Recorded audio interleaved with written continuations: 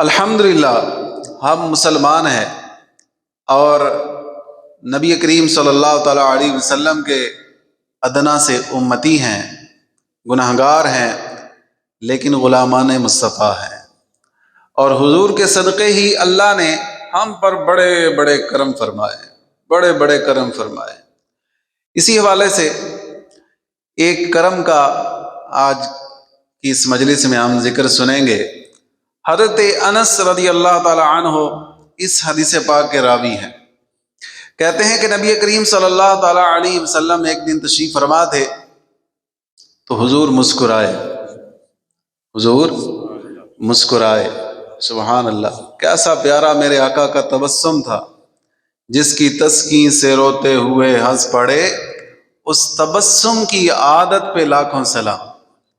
حضور مسکرائے تو حضرت عمر رضی اللہ تعالی عنہ نے عرض کی، یا رسول اللہ، آپ پر میرے ماں باپ قربان، آپ نے کس لیے تبسم فرمایا؟ ارشاد فرمایا، میرے دو امتی قیامت کے دن اللہ کی بارگاہ میں دو زانوں گر پڑیں گے، گھٹنوں کے بل گر پڑیں گے۔ ایک عرض کرے گا، یا اللہ مجھے اس شخص سے انصاف دلا، مجھے اس بندے سے انصاف دلا کہ اس نے دنیا میں مجھ پر ظلم کیا تھا۔ تو اللہ پاک دعویٰ کرنے والے سے فرمائے گا کہ اب یہ بیچارہ جس پر دعویٰ کیا گیا ہے یہ کیا کرے؟ اس کے پاس تو کوئی نیکی نہیں رہی، ساری نیکیاں تو یہ دے چکا ہے، اب اس کے پاس اس کے نامہ اعمال میں کوئی نیکی نہیں رہی۔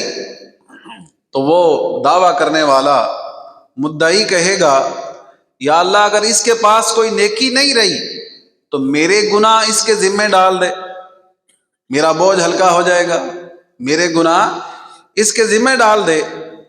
تو پھر اتنا ارشاد فرما کر سرکار دو عالم صلی اللہ تعالی علیہ وسلم رو پڑے، اللہ اکبر، حریص علیکم بالمؤمنین رؤوف الرحیم۔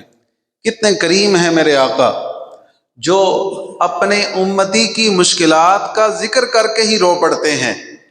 حریص علیکم، ان کی شان یہ ہے کہ ہم امتیوں کا مشقت میں پڑنا ان پر گراں گزرتا ہے، تو میرے آقا رو پڑے۔ فرمایا وہ دن بڑا عظیم ہوگا، کیونکہ قیامت کے دن ہر شخص اس بات کا ضرورت مند ہوگا کہ اس کا بوجھ ہلکا ہو جائے۔ یہ بوجھ ہلکا کرنے کے لیے وہ اپنی ماں کے پاس بھی جائے گا، ایک نیکی کا سوال کرے گا، اپنے باپ کے پاس جائے گا، ایک نیکی کا سوال کرے گا، اپنے جگری دوستوں کے پاس جائے گا، ایک نیکی کا سوال کرے گا کہ مجھے آج ایک نیکی کی ضرورت ہے، اپنے بیوی بچوں کے پاس جائے گا جن کے لیے ہم اتنی محنتوں مشقتوں کے ساتھ کمائی کرتے ہیں، ان کو کھلاتے پلاتے ہیں، ان کی پرورش کرتے ہیں، ان کے پاس بھی جائے گا۔ تو ہر ایک کہے گا کہ آج تو ہمیں اپنی فکر ہے، کئی تو پہچاننے سے انکار کر دیں گے۔ تو بھائیو، آج جن لوگوں کے لیے ہم اتنی محنت کرتے ہیں، ہم حلال و حرام کو بھول جاتے ہیں، ہم عبادات کو بھول جاتے ہیں، نمازیں ترک کر دیتے ہیں، اور ہم دینی حدود کو پامال کر دیتے ہیں، تو یاد رکھیں قیامت کے دن ان میں سے کوئی بھی ہمیں کام نہیں آئے گا۔ اگر وہاں ہمیں کام آئے گا تو اپنا کیا ہوا نیک عمل کام آئے گا، نبی کریم صلی اللہ تعالی علیہ وسلم کی سنتوں پر عمل کرنا کام آئے گا، حضور سے محبت کرنا کام آئے گا، حضور سے وفاداری کرنا کام آئے گا۔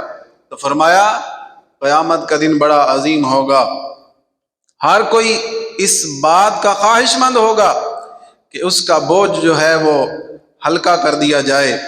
تو اللہ پاک مظلوم سے فرمائے گا، وہ شخص جس نے دعویٰ کیا اس بندے سے فرمائے گا، اللہ فرمائے گا سامنے دیکھ، تیرے سامنے کیا ہے؟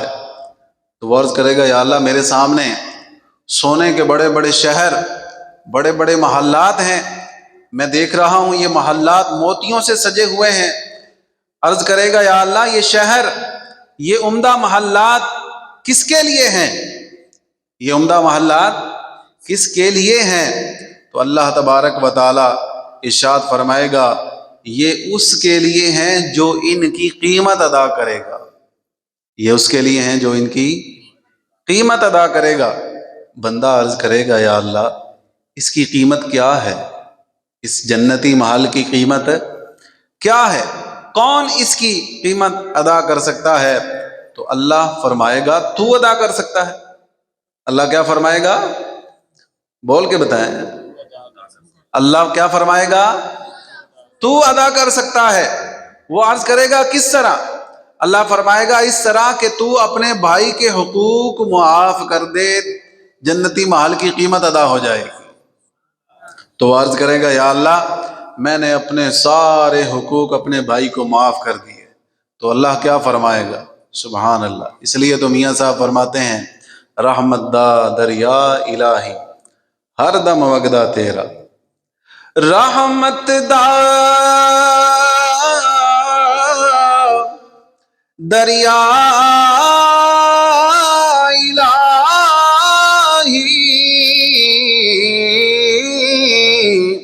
ہر دم وگدا تیرا، جے ایک قطرہ بخش مینوں کم بن جا میرا، جے ایک قطرہ بخش مینوں کم بن جا میرا۔ تو اللہ فرمائے گا اے بندے تو اس کی قیمت ادا کر سکتا ہے، تو یا اللہ کیا اس کی قیمت ہے؟ فرمایا اس کے حقوق معاف کر دے، یہ جنتی محل تیرا ہو جائے گا۔ تو بندہ عرض کرے گا یا اللہ میں نے اس کے حقوق معاف کر دیے۔ تو رب فرمائے گا اپنے بھائی کا ہاتھ پکڑ اور دونوں اکٹھے اس جنتی محل میں داخل ہو جاؤ۔ اور اونچی آواز سے کہیں سبحان اللہ۔ یہ میرے رب کی رحمت ہے۔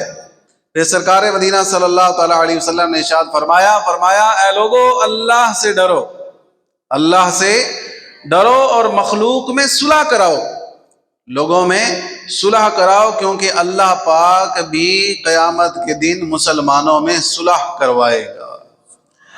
حضور والا یہ ذرا سوچیں کہ یہ جو اتنے بڑے کرم ہیں، اتنے بڑے انعامات ہیں، اتنی رحمت اور اتنا فضل ہے، یہ ہمارا اپنا کوئی اس میں کمال نہیں، یہ نسبت مصطفیٰ کا فیضان ہے۔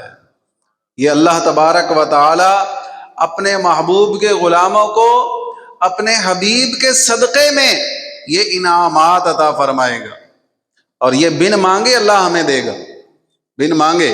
اس لیے تو شاعر کہتا ہے بن مانگے دیا اور اتنا دیا، دامن میں ہمارے سمایا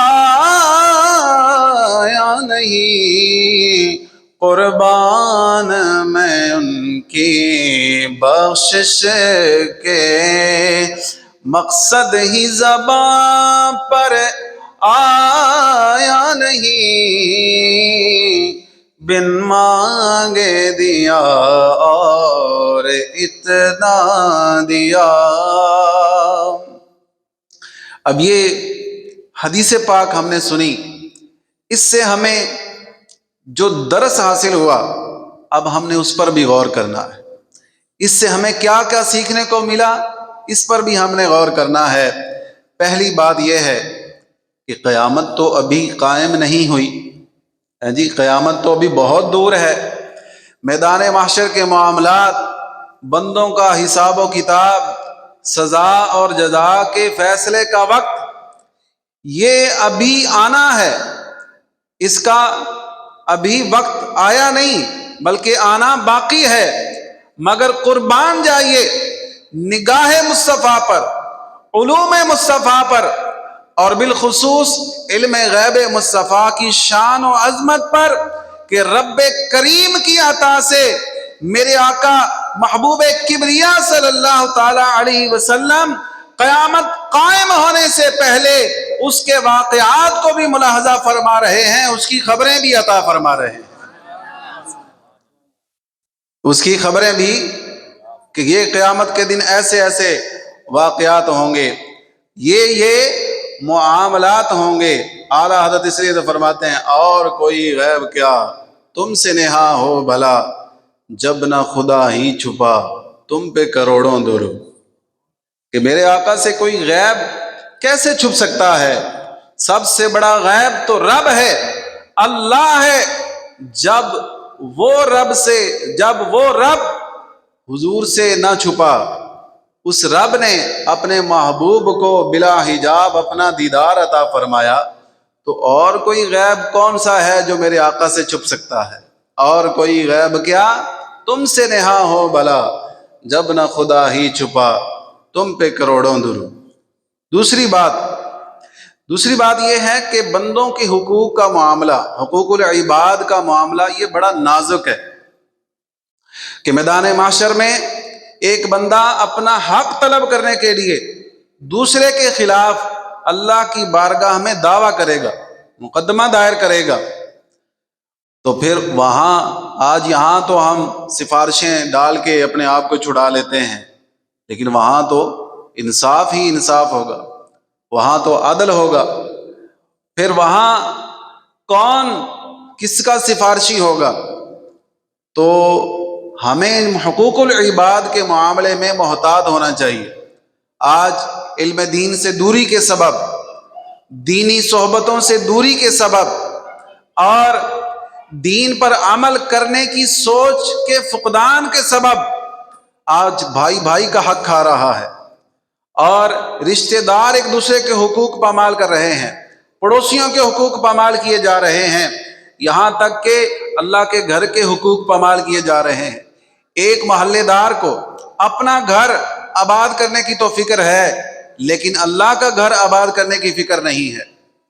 آج ہم میں سے ہر ایک کو اپنے گھر کی آباد کاری کا تو بڑا خیال ہے، اس کے لیے 24 گھنٹے ہم محنت کرتے ہیں، سوچ و بچار کرتے ہیں، پلاننگز کرتے ہیں، لیکن کیا ہم نے مسجد کو آباد کرنے کے لیے بھی کوئی پلاننگ کی ہے؟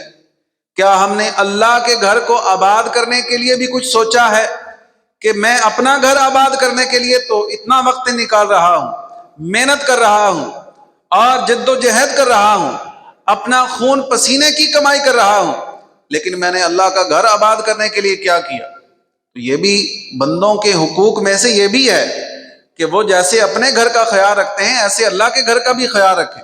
یہ مسجد ہماری ذمہ داری ہے، یہ کوئی باہر سے آ کے تو نہیں نا اس کو آباد کرے گا، ہم نے ہی آباد کرنی ہے۔ کیا خیال ہے؟ کیوں بھائی، ہم نے ہی آباد کرنی ہے نا، ہاں جی؟